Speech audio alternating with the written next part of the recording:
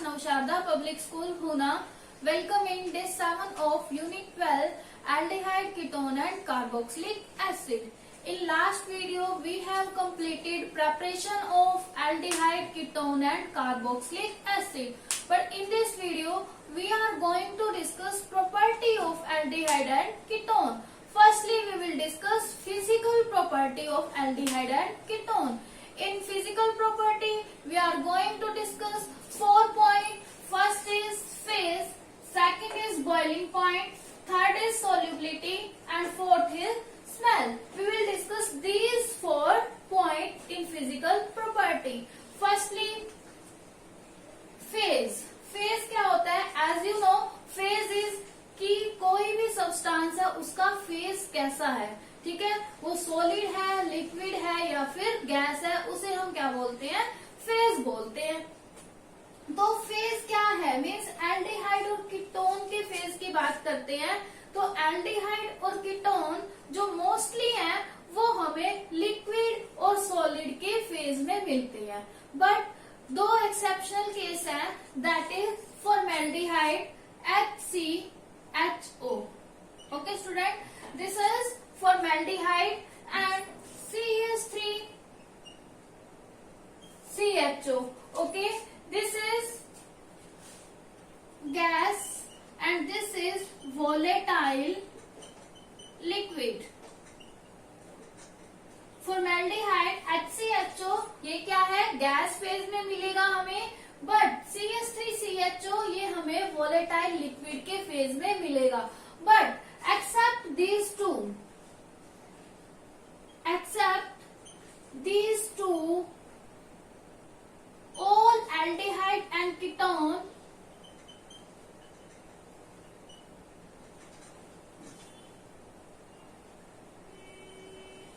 are found in the phase of liquid and solid, liquid या फिर solid. Okay, this is all about phase. HCHO gas phase में मिलेगा, CH3CHO volatile liquid है, but except this 2 compound, इन 2 compound को छोड़ के बाकी सभी जो ऑर्गेनिक कंपाउंड है एल्डिहाइड और कीटोन के, वो हमें लिक्विड और सॉलिड फेज में मिलेंगे। Let's we move on next, boiling point. Boiling point में बात करते हैं कि जो एल्डिहाइड और कीटोन है उनका जो बॉइलिंग पॉइंट है higher than hydrocarbon and ether, ठीक है। Boiling point of aldehyde and ketone, aldehyde and ketone higher किससे है? हायर देन हाइड्रोकार्बन, ईथर, ठीक है। जो aldehyde and ketone have higher boiling point than hydrocarbon and ether, but lower boiling point than alcohol. But alcohol से क्या है, इनका boiling point कम है। Let we see how boiling point of aldehyde is higher than hydrocarbon and ether. देखिए जो aldehyde और ketone है वो क्या करते हैं? डायपोल मूवमेंट शो करते हैं। Okay, aldehyde and ketone show dipole movement due to which they have higher boiling point than hydrocarbon and ether, ठीक है। डायपोल मूवमेंट की वजह से इनका बॉइलिंग पॉइंट हाइड्रोकार्बन और ईथर से क्या होगा? ज्यादा होगा।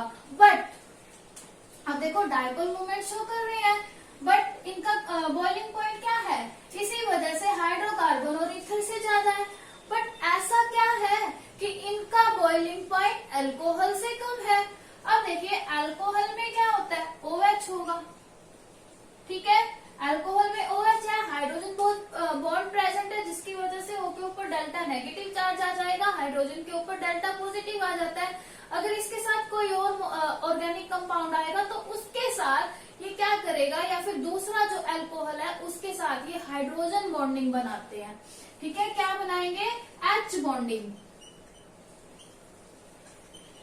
Hydrogen bonding. ठीक है, because alcohol show hydrogen bonding due to which their boiling point is higher than aldehyde and ketone. ठीक है, हाइड्रोजन बॉन्डिंग की वजह से इनका boiling point means hydrogen bonding की वजह से अल्कोहल का बॉइलिंग पॉइंट एल्डिहाइड और कीटोन से ज्यादा है। अब एल्डिहाइड और कीटोन के डायपोल मोमेंट की वजह से इन दोनों का बॉइलिंग पॉइंट हाइड्रोकार्बन और ईथर से ज्यादा है। अगर हम इनका ट्रेंड बनाएं तो क्या कैसे बनेगा?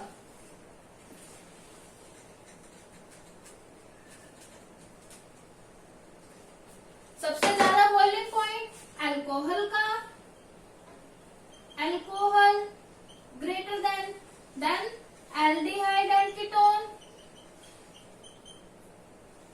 Aldehyde ketone. ठीक है, साथ भी लिख सकते हैं। उसके बाद क्या है? हाइड्रोकार्बन, उसके बाद है ईथर। ठीक है, सबसे ज्यादा बॉइलिंग पॉइंट अल्कोहल का होगा, then aldehyde, then ketone and then hydrocarbon and ether. अब अल्कोहल का बॉइलिंग पॉइंट किसकी वजह से ज्यादा है? Due to hydrogen bonding. फिर एल्डिहाइड और कीटोन का ये किसकी वजह से? Due to dipole movement. अब इनका लास्ट में इन दोनों का किस पे डिपेंड करता है? मास पे डिपेंड करेगा। ठीक है student, this is all about boiling point. Next we move on solubility. Solubility की बात करें तो सोल्युबिलिटी की बात है, जो लोअर एल्डिहाइड और कीटोन है वो वाटर में सोल्यूबल होंगे। Okay, lower aldehyde and ketone are soluble in water due to hydrogen bonding. देखिए, अभी हमने यहाँ पे बात करी कि अल्कोहल हाइड्रोजन बॉन्डिंग बनाता है, बट इसीलिए उसका बॉइलिंग पॉइंट क्या है? ज्यादा है। एल्डिहाइड और ketone dipole dipole interaction means weak dipole dipole interaction show करते हैं, जिसकी वजह से इनका जो बॉइलिंग पॉइंट है वो हाइड्रोकार्बन और ईथर से ज्यादा है। बट अभी हम बात कर रहे हैं कि सोल्यूबिलिटी में कि एल्डिहाइड और कीटोन जो है वो वाटर में सोल्यूबल है। किसकी वजह से? ड्यू टू हाइड्रोजन बॉन्डिंग की वजह से। बट बात कहाँ है? लेट वी सी। अब देखिए, जो एल्डिहाइड और कीटोन है वो इंटरमोलिक्यूल हाइड्रोजन बॉन्डिंग नहीं शो करते। मीन्स अगर हम एक एल्डिहाइड ले लें और दूसरा एल्डिहाइड ले लें तो इनके बीच में इंटरमोलिक्यूलर बॉन्डिंग नहीं होता। इनके बीच में क्या होता है? वीक डायपोल डायपोल इंटरेक्शन होगा। लेकिन अगर इसके साथ एक वाटर मॉलिक्यूल आ जाए, इस तरह से ये क्या है? हाइड्रोजन बॉन्डिंग शो नहीं करते। बट अगर हम एक एल्डिहाइड के साथ क्या ले ले? Water molecule, this is aldehyde, यहाँ पे कोई भी आर ग्रुप हो सकता है। यहाँ पे क्या है? वाटर क्या होता है? H2O।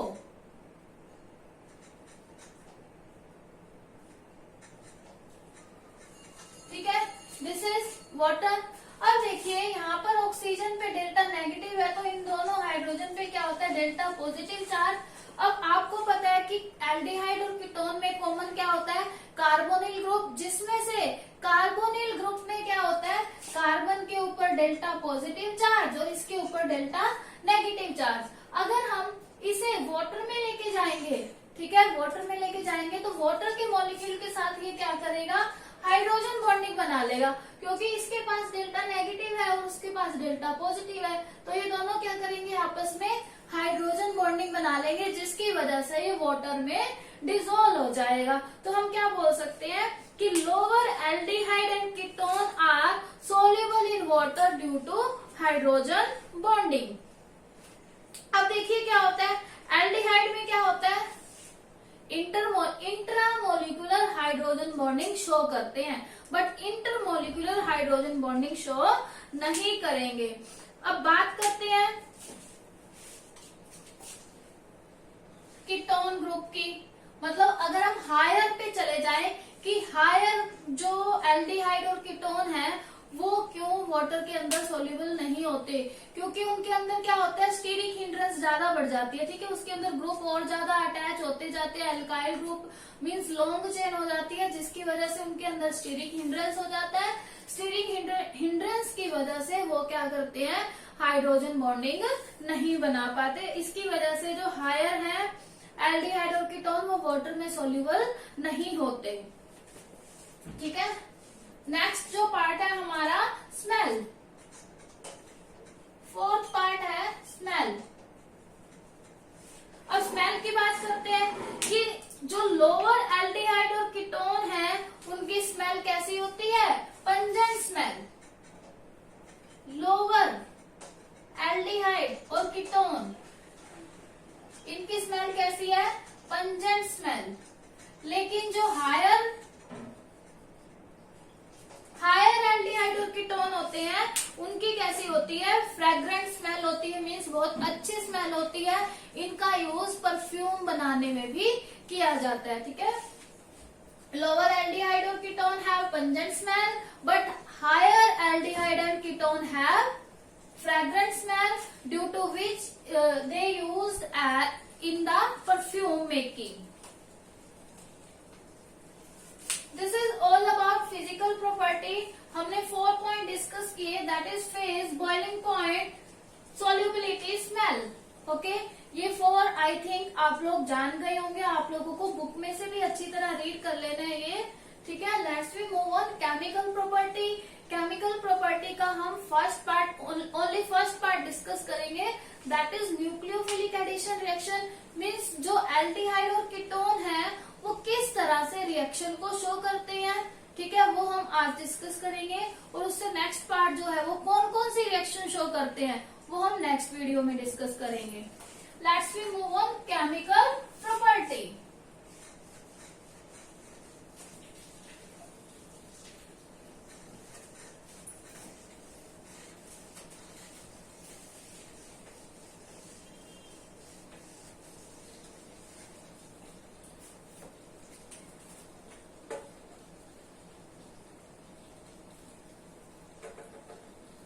Chemical property. अब केमिकल प्रॉपर्टी की बात करें तो एल्डिहाइड और कीटोन शो करते हैं न्यूक्लियोफिलिक एडिशन रिएक्शन। अब न्यूक्लियोफिलिक एडिशन रिएक्शन हम लोगों को करनी है तो उससे पहले आपको ये पता होना चाहिए कि what are nucleophile addition reaction. क्या पता होना चाहिए, फर्स्ट क्वेश्चन ये राइज होगा कि व्हाट इज न्यूक्लियोफाइल। न्यूक्लियोफाइल क्या होते हैं, which have electron in excess, जिनके पास क्या होगा, इलेक्ट्रॉन एक्सेस में होंगे, ठीक है, जिनके पास क्या है, इलेक्ट्रॉन एक्सेस में है। और क्या होता है, ये किसी भी पॉजिटिव चार्ज पे अटैक कर लेंगे, ठीक है। न्यूक्लियोफाइल क्या होते हैं, which have electron in excess and have positive charge, या फिर क्या बोल सकते हैं, सॉरी, नीड पॉजिटिव चार्ज। इनको क्या है, पॉजिटिव चार्ज की जरूरत होती है क्योंकि इनके ऊपर क्या होता है, नेगेटिव चार्ज एक्सेस में होता है। और इसको हम कैसे लिख सकते हैं, ऐसे भी लिख सकते हैं न्यूक्लियोफाइल को, ठीक है, एनयू लिख के ऊपर नेगेटिव चार्ज भी लगा सकते हैं। अब बात करते हैं कार्बोनिल ग्रुप की, क्योंकि एल्डिहाइड और कीटोन जो है उनके अंदर क्या होता है, कार्बोनिल ग्रुप कॉमन होगा। ये हमने स्टार्टिंग में ही डिस्कस कर लिया था जब हमने चैप्टर स्टार्ट किया था कि जो एल्डिहाइड और कीटोन है उनके अंदर क्या होता है, कार्बोनिल ग्रुप होता है कॉमन, ठीक है। अब कार्बोनिल ग्रुप में क्या होता है, कार्बन के ऊपर डेल्टा पॉजिटिव चार्ज है और ऑक्सीजन के ऊपर डेल्टा नेगेटिव चार्ज है। और जो कार्बन होता है इसका कौन सा हाइब्रिडाइज स्टेट में होता है, sp3 में, ये आप लोग जानते हैं, ठीक है। This is carbonyl group. Carbonyl group में कार्बन के ऊपर डेल्टा पॉजिटिव चार्ज और ऑक्सीजन के ऊपर डेल्टा नेगेटिव चार्ज। और इसकी स्ट्रक्चर भी आप लोगों को पता है कि कार्बोनिल ग्रुप की क्या होती है, प्लेनर स्ट्रक्चर होती है, ठीक है। बट क्या करेंगे, जब ये न्यूक्लियोफाइल इसके पास आएगा, this is carbonyl group, but when nucleophile comes to the carbonyl group, come close to the carbonyl group बोल सकते हैं कि जब न्यूक्लियोफाइल कार्बोनिल ग्रुप के पास आएगा तो ये क्या करेगा। अब देखिए इसके पास नेगेटिव चार्ज है बट इसके पास क्या है, इस कार्बन के पास पॉजिटिव चार्ज है। मान लो कि कोई, ये सिंपल जनरल रिएक्शन की बात कर रहे हैं हम, जब भी कोई यहाँ न्यूक्लियोफाइल आया तो न्यूक्लियोफाइल क्या करेगा, इस कार्बन पे अटैक करेगा क्योंकि इसके ऊपर पॉजिटिव चार्ज है, इसको इलेक्ट्रॉन की नीड है। और ये क्या है, इसके पास क्या है, इलेक्ट्रॉन एक्सेस में है, ठीक है। अब देखो इसके पास न्यूक्लियोफाइल आया, कार्बन के ऊपर अटैक किया तो ये डबल बॉन्ड ब्रेक हुआ, ठीक है। और ये जो डबल बॉन्ड ब्रेक हुआ, इलेक्ट्रॉन कहाँ आ गए, ऑक्सीजन के पास आ गए। तो देखिए क्या बनेगा, मीन्स ऑक्सीजन के ऊपर नेगेटिव चार्ज आ गया। अब देखो पहले जो कार्बन, यहाँ पर कार्बोनिल ग्रुप था, उसकी स्ट्रक्चर कैसी थी, प्लेनर स्ट्रक्चर, और हाइब्रिडाइज स्टेट कैसी है उसकी, sp2, ठीक है। यहाँ पर स्ट्रक्चर इसकी कैसी है, प्लेनर स्ट्रक्चर, और हाइब्रिडाइज स्टेट है इसकी sp2। बट जब न्यूक्लियोफाइल इसके साथ अटैक कर लेगा तो ये क्या बना लेगा, न्यूक्लियोफाइल, यहाँ पे C है, यहाँ पे कोई भी ग्रुप अटैच होगा वो होगा, लेट मी सी, R राइट कर लेते हैं, ठीक है।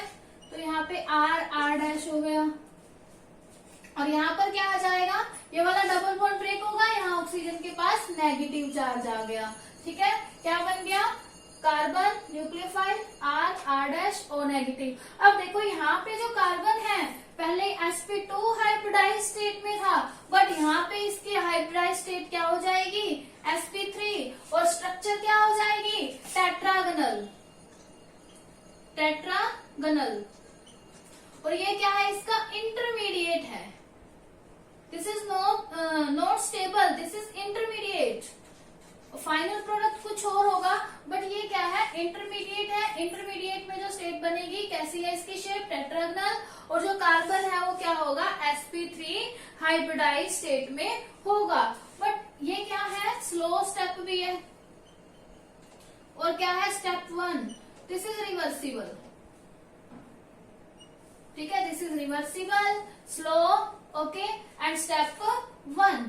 उसके बाद क्या होगा, हम इसको एक अब देखो यहाँ पे ऑक्सीजन के ऊपर नेगेटिव चार्ज है। अब यहाँ से पता लग रहा है कि इसे किसकी जरूरत है, एक प्रोटॉन की जरूरत है। चाहे हम इसका हाइड्रोलिसिस करा दें, चाहे वाटर से रिएक्शन करा दें, चाहे हम इसकी H पॉजिटिव से करा दें, हाइड्रोजनेशन करा दें, तो मीन्स इसे चाहिए क्या, सिर्फ एक H पॉजिटिव चाहिए, वो हम किसी से भी रिएक्शन करा के इसको दे सकते हैं, ठीक है। तो इसका प्रोडक्ट क्या होगा, H पॉजिटिव, हमने बात की। H पॉजिटिव से जब ये रिएक्ट करेगा तो क्या बन जाएगा, यहाँ पे न्यूक्लियोफाइल, यहाँ पे जो भी R ग्रुप अटैच था, यहाँ पे भी जो R ग्रुप अटैच था, यहाँ क्या बन जाएगा, OH, ठीक है। ये क्या है, स्टेप 2 है, और ये कैसा होगा, फास्ट स्टेप होगा। कैसा स्टेप होगा, ये फास्ट होगा। Means in this reaction, in nucleophilic addition reaction, step 2 is fast step and step 1 is slow step। और फाइनल प्रोडक्ट क्या होगा, न्यूक्लियोफाइल जो है वो कार्बोनिल ग्रुप के साथ अटैच हो जाएगा, और ये इसकी स्ट्रक्चर बनेगी, और कार्बन जो है वो sp2 से कहाँ चला जाएगा, sp3 में, और शेप जो है वो प्लेनर से किस में चेंज हो जाएगी, टेट्रागनल में, ठीक है। ये बात थी न्यूक्लियोफिलिक एडिशन रिएक्शन की। अब बात करते हैं इसकी रिएक्टिविटी की। अब इसकी रिएक्टिविटी पे चले तो aldehyde are more reactive than ketone, ठीक है। ये हमारा फर्स्ट पार्ट हो गया इसका केमिकल रिएक्शन का, जो आपकी बुक में दिया हुआ है न्यूक्लियोफिलिक एडिशन रिएक्शन, वो हमारा कंप्लीट हो गया, आपको रीड कर लेना बुक में से। अब इसका सेकंड पार्ट जो है दैट इज रिएक्टिविटी, कि एल्डिहाइड कीटोन में से कौन ज्यादा रिएक्टिव होगा। ये सिर्फ जनरल रिएक्शन शो किया इन्होंने विद मैकेनिज्म, और जो इसके एग्जाम्पल है वो आगे दिए हुए हैं, वो हम नेक्स्ट वीडियो में डिस्कस करेंगे। Second property is reactivity. Reactivity में क्या है, जो एल्डिहाइड है वो मोर रिएक्टिव है कीटोन से। Aldehyde more reactive than ketone. Let me see with structure.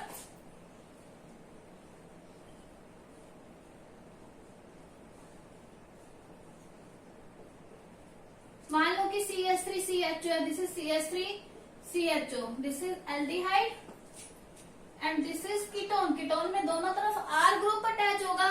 Suppose that methyl group attach है दोनों तरफ।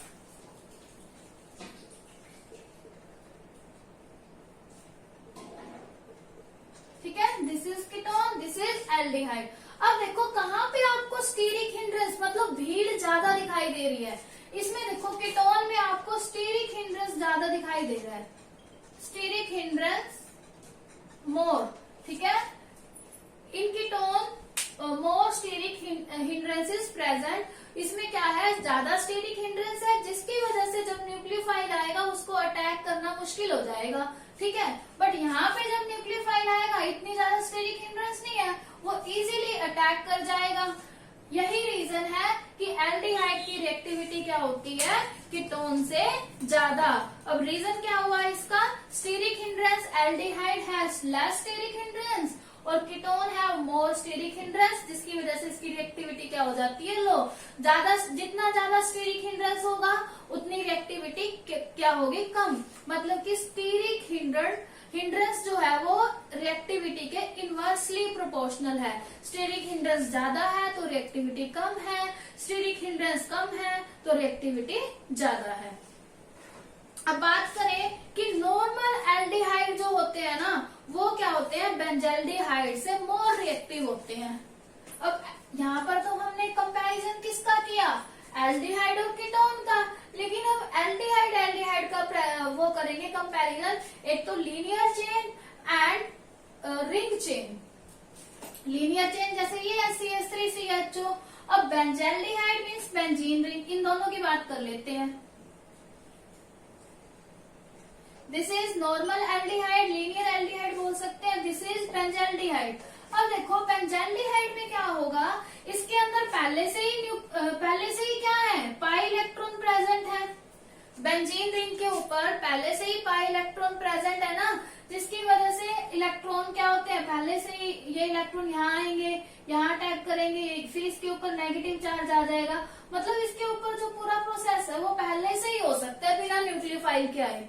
ठीक है, अब बिना न्यूक्लियोफाइल के आए सारा काम इसमें पहले से हो सकता है, तो ये न्यूक्लियोफाइल के लिए क्या होंगे, कम रिएक्टिव होंगे। बट जो नॉर्मल एल्डिहाइड है वो क्या होंगे, ज्यादा रिएक्टिव होंगे। तो हमारा आंसर क्या हुआ कि benzene ring is less reactive than normal aldehyde. ठीक है, अब किसकी वजह से, अब रीजन क्या हुआ, क्योंकि ये क्या है, इसके अंदर पाई इलेक्ट्रॉन प्रेजेंट है और इसकी रेजोनेंस स्ट्रक्चर बन सकती है, क्योंकि ये इलेक्ट्रॉन मूव करते रहेंगे, कभी यहाँ पे पॉजिटिव चार्ज ये हट जाएगा, फिर यहाँ पे आ जाएगा, यहाँ पॉजिटिव चार्ज। आप लोगों ने रेजोनेंस स्ट्रक्चर की हुई है, तो आप लोगों को सभी पता है कि किस तरह से इसके अंदर चार्ज मूव करता रहता है और पाई इलेक्ट्रॉन मूव करते हैं और रेजोनेंस स्ट्रक्चर बनाते हैं, जिसकी वजह से इसकी न्यूक्लियोफाइल के लिए रिएक्टिविटी क्या हो जाती है, कम हो जाएगी। बट जो नॉर्मल एल्डिहाइड है उनकी रिएक्टिविटी क्या हो जाएगी, ज्यादा हो जाएगी। ठीक है स्टूडेंट, ये था रिएक्टिविटी के बारे में और न्यूक्लियोफिलिक एडिशन के बारे में। This is all about nucleophilic addition reaction and reactivity. आप लोगों को ये 2 पॉइंट और फिजिकल प्रॉपर्टी रीड करनी है अच्छे से, और जो भी प्रॉब्लम हो आप लोग पूछ लेना। Thank you, bye bye.